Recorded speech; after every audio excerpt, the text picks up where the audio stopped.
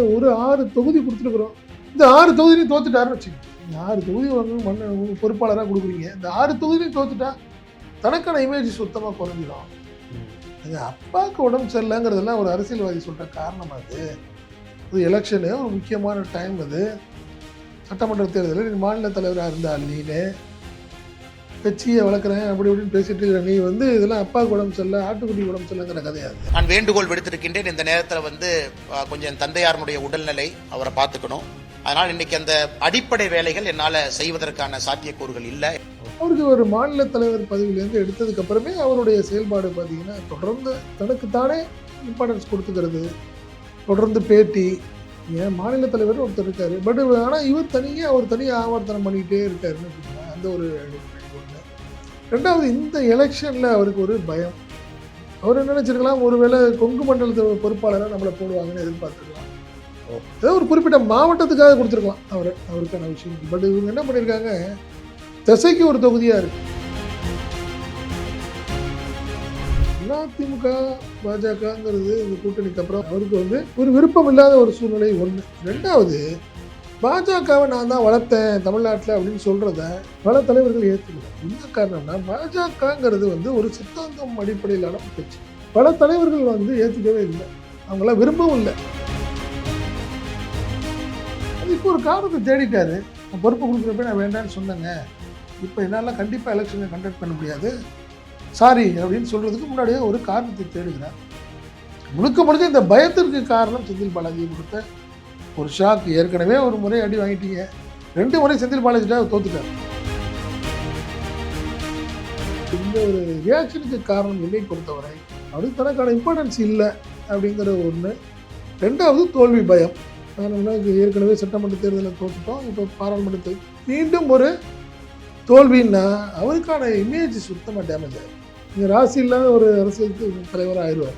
அதனால் தனக்கான இமேஜை தக்க வச்சுக்கணுன்னா இப்படி ஏதாவது ஒரு ட்ராமா பண்ணணும்னு நினைக்கிறாரு. அந்த ட்ராமாவோட வெளிப்பாடு தான் இதை நான் பார்க்குறேன்.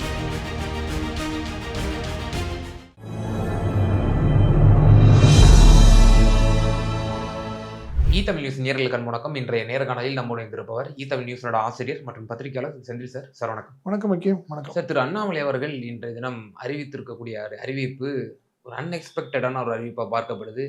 பல தலைவர்களுக்கு தொகுதி வாரியாக பிரித்து கொடுத்துருக்காங்க. மாவட்ட ரீதியிலாக, மாவட்டம்னு சொல்ல முடியாது, பல தொகுதியாக கொடுத்துருக்குறாங்க. திரு அண்ணாமலைக்கும் அதே போல் ஒரு 6 தொகுதிகள் வந்து பொறுப்பு வழங்கப்பட்டது. ஸோ இந்த பகுதிகள்லாம் நீங்கள் பிரச்சாரம் செய்யணும், ஃபீல்டு ஒர்க் பண்ணணும் அப்படின்ற மாதிரி. அண்ணாமலை இன்று திடீரென்று என்னுடைய தகப்பனாருக்கு உடம்பு சரியவில்லை, அதனால் நான் வந்து இந்த பொறுப்புலேருந்து நான் விலகிக்கிறேன், மாநில தலைவர் நான் அப்படி சொல்லி நான் ரிசைன் பண்ண போகிறேன் அப்படின்னு சொல்லியிருக்கிறாரு.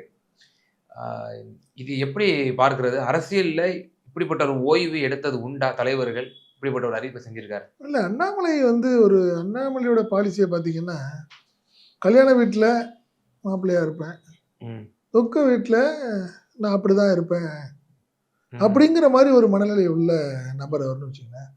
அவருக்கு ஒரு மாநில தலைவர் பதவியிலேருந்து எடுத்ததுக்கு அப்புறமே அவருடைய செயல்பாடு பார்த்தீங்கன்னா தொடர்ந்து தான் ஒரு இம்பார்ட்டன்ஸ், தனக்குத்தானே இம்பார்ட்டன்ஸ் கொடுத்துக்கிறது, தொடர்ந்து பேட்டி.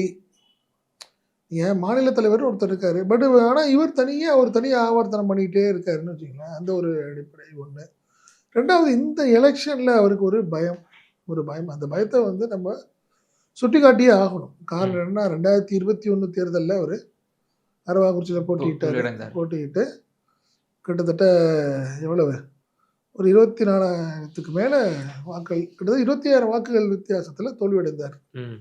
அதுக்கப்புறம் பார்த்தீங்கன்னா 2024 பாராளுமன்ற தேர்தலில் கோவையில் கிட்டத்தட்ட 1,20,000 வாக்குகள் வித்தியாசத்தில் தோல்வி இருந்தார்னு வச்சுக்கோங்க. ஸோ இந்த முறையும் அவருக்கு ஒரு கண்டிப்பாக போட்டியிடுறதுக்கான வாய்ப்புகள் அதிகம் அவருக்கு. குறிப்பாக பார்த்தீங்கன்னா அவருக்கு ஒரு 6 தொகுதி கொடுத்துருக்குறாங்க. அந்த 6 தொகுதியும் பார்த்தீங்கன்னா அவர் நினைச்சிருக்கலாம் ஒருவேளை கொங்கு மண்டலத்தோட பொறுப்பாளராக நம்மளை போடுவாங்கன்னு எதிர்பார்த்துருக்கலாம்.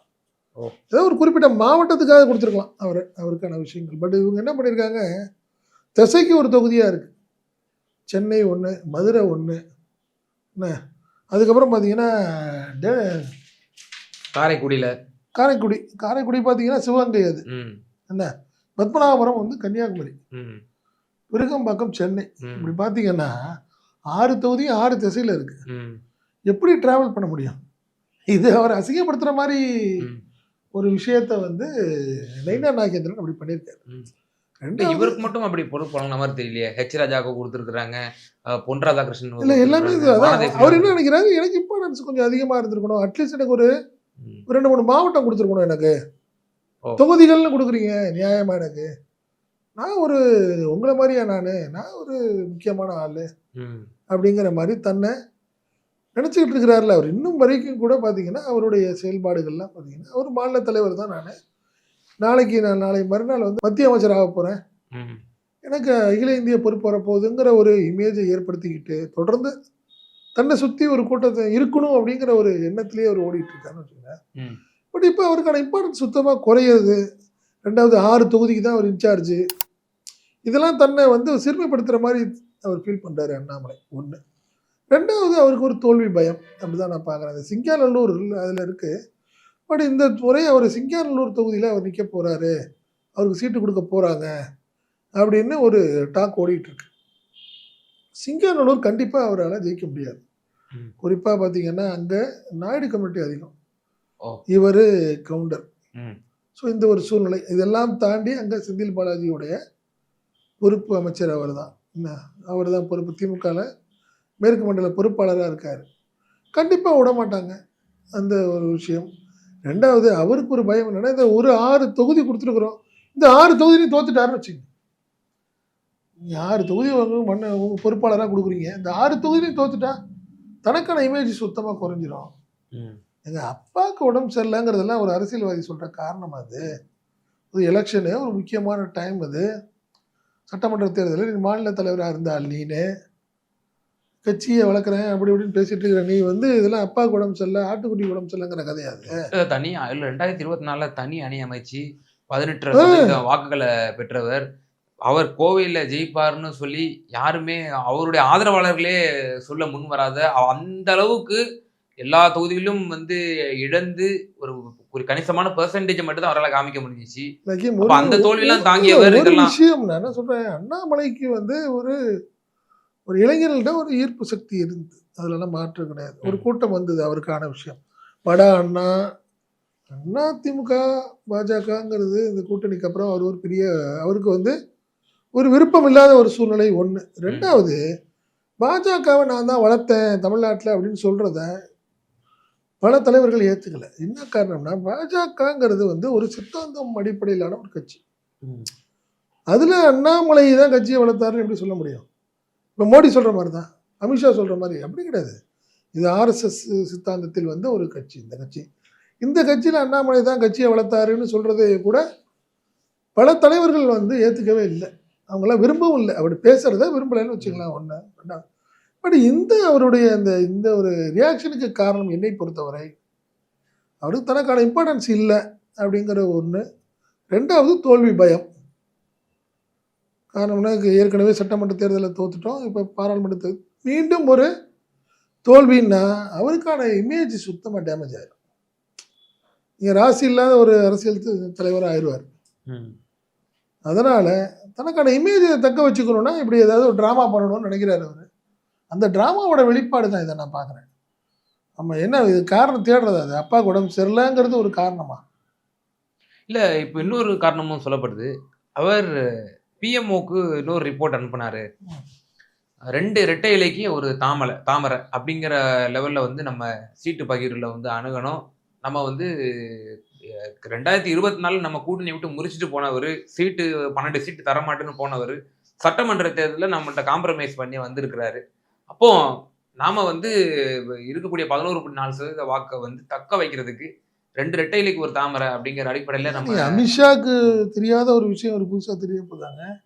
அவங்களுடைய அவங்க தான் தெளிவாக இருக்காங்க. 2029ங்கிறது எங்களுக்கான டைம் அது அப்படிங்கிறதுக்காக தான் ஒரு கட்டாயப்படுத்தி அதிமுகவை இன்னைக்கு கூட்டணியில் கொண்டாந்து அவங்க பிரச்சனை இல்லாமல் பார்த்து நினச்சிட்டு இருக்கிறப்போ நீ வந்து ரெட்டலை தாமரைன்னு ஒரு கணக்கெல்லாம் இதெல்லாம் எடுப்படாது.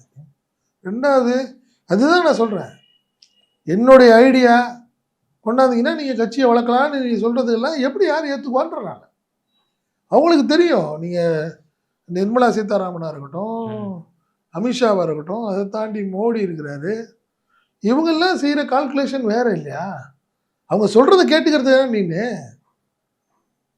அதை தாண்டிய விஷயங்கள் வந்து இப்போ என்னை பொறுத்தவரை அவர் அதை இப்போ என்ன நினைக்கிறாரு, திடீர்னு என்னங்க அண்ணாமலைக்கு என்ன வருத்தமா, அவர் கூப்பிடுங்க, அவர் கூப்பிட்டு ஏதாவது பேசுவோம், பாவம் ஆள் ரொம்ப டல்லாக இருக்காரு, ம். வருத்தமாக இருக்காருன்னு அவர் கூப்பிட்டு பேசுவாங்கன்னு நினைக்கிறாரு. அதெல்லாம் அவருக்கான மைனஸ். புரியுதுங்களா?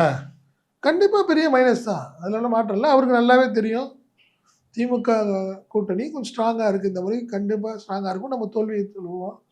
பட் நம்மளை வந்து நம்மளும் இந்த தோல்விக்கு காரணமாக இருந்துடக்கூடாதுங்கிறதுக்கு ஆரம்பத்திலேயே விளைவிக்கிறாரு. ஒன்று. ரெண்டாவது, படுதோல்வி அடையும் திருப்பி பிஜேபி, அப்போ நம்மளுக்கு ஒரு வாய்ப்பு கிடைக்கும் அப்படிங்கிற ஒரு ஆசையும் கூட அவருக்கு இருக்கலாம். அதனால் ஏன் நீ இதெல்லாம் முன்னாடியே பண்ணிருக்கலாமே, அப்படின்னா நீ இந்த 6 தொகுதியும் கொடுத்து பொறுப்பாளர் கொடுக்குறப்ப நான் வேண்டாம் நீ சொல்லியிருக்க வேணாமா? ம். எனக்கு அப்பயே தெரியும். ஒரு காரணம் தேடுவார். ஜூன் 2ஆம் தேதி 3ஆம் தேதி தேர்தல் முடிவுகள் வந்ததுக்கப்புறம் ஒரு பேட்டி கொடுப்பாரு. எனக்கு அப்போவே தெரியும், எனக்கு படுதோல்வி இருக்குன்னு எனக்கு தெரியும். இல்ல மத்திய தலைமையே இப்ப இவரை உதாசீனப்படுத்துதுன்னு சொல்றீங்களா? ஆமாம் 100%. ம்.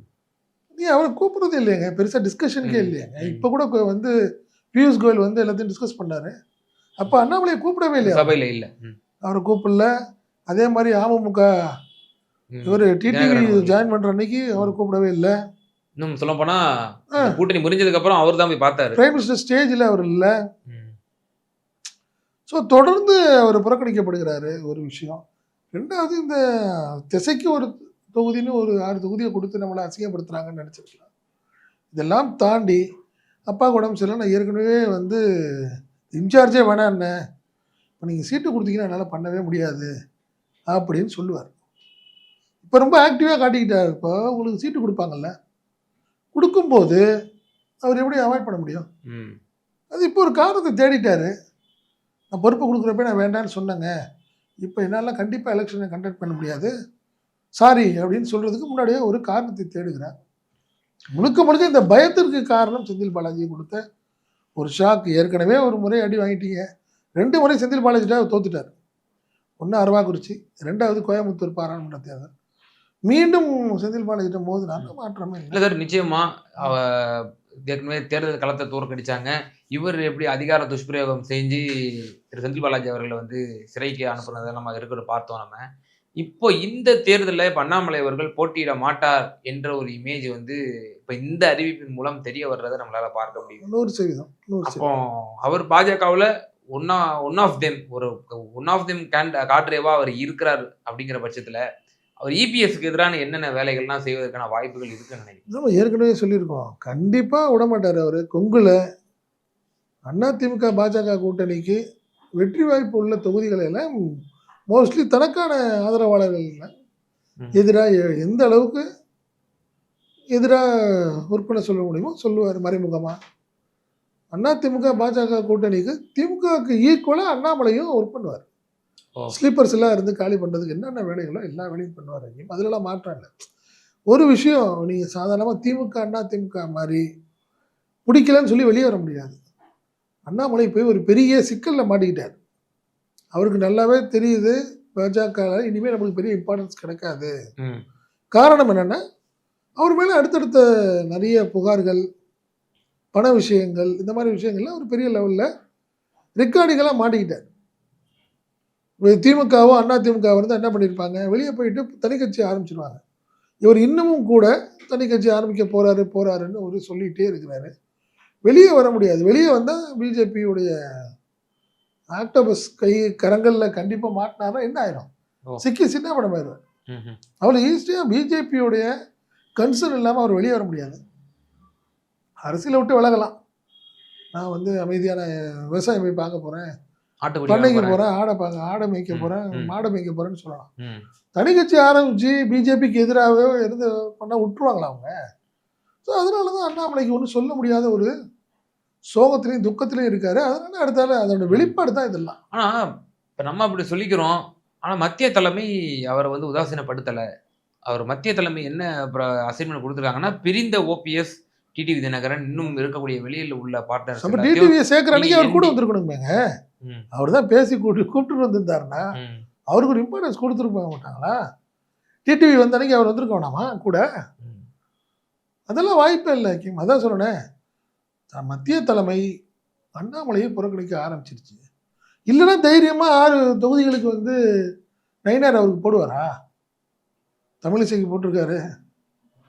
மேலேருந்து சொல்லி தானே செஞ்சிருப்பாங்க. போதும், அவங்களுடைய செல்வாக்கு அவ்வளோதானே. தமிழிசையால என்ன பண்ண முடியும்? நீங்க சென்னையில ஒரு கவுன்சிலர் ஜெயிக்க முடியுமா அவங்களால? அவங்க சார் வந்து இருந்திருக்கலாம். அந்த இல்ல சபையில ஏன் இல்லைன்னு கேக்குறீங்க? இப்ப இபிஎஸ் இருக்காரு.